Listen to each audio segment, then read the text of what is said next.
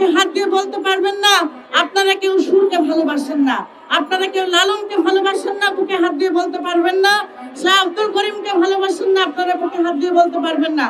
সুতরাং এই দেশে, সুরের এই দেশে, ভাবের এই দেশে যারা অভাবগ্রস্ত মানুষ, তারা যেন তাদের জন্য বোধোদয় হয়। এবং সরকারের দৃষ্টি আকর্ষণ করছি, সরকার যদি কঠিন হস্তে দমন করে তাহলে আজকে এই সাহস তারা কোথায় পায়? এক একটি মানুষের এক একটি মতবাদ থাকতেই পারে, কারো লোভ থাকতে পারে, কারো লালসা থাকতে পারে, কারো আকাঙ্ক্ষা থাকতে পারে, কারো একটি বিশেষ ইচ্ছা থাকতে পারে।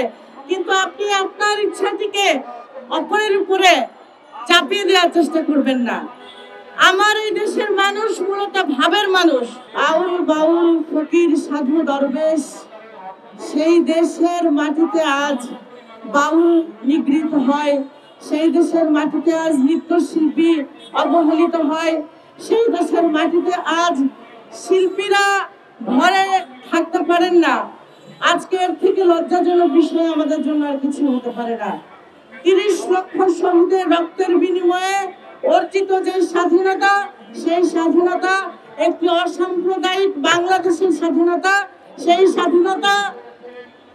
স্বাধীনতা সকল ধর্ম বর্ণ পেশার মানুষের সহমর্মী হয়ে, সহযোগী হয়ে, একে অপরের হাতে হাত ধরে, কাঁধে কাঁধ রেখে একসঙ্গে মিলেমিশে ভালোবেসে সেই বাংলাদেশে থাকার, সেই বাংলাদেশের কথা।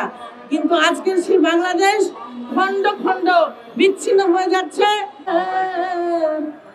আগম নিগম ফুল সর্বনাশা মন বিষে, পড়বি হুলস্থুল মানুষ, সর্বনাশা মন বিষে, পড়বি হুলস্থুল। এলো খবরের কাগজ, নিখাদ, নির্ভীক, নিরপেক্ষ।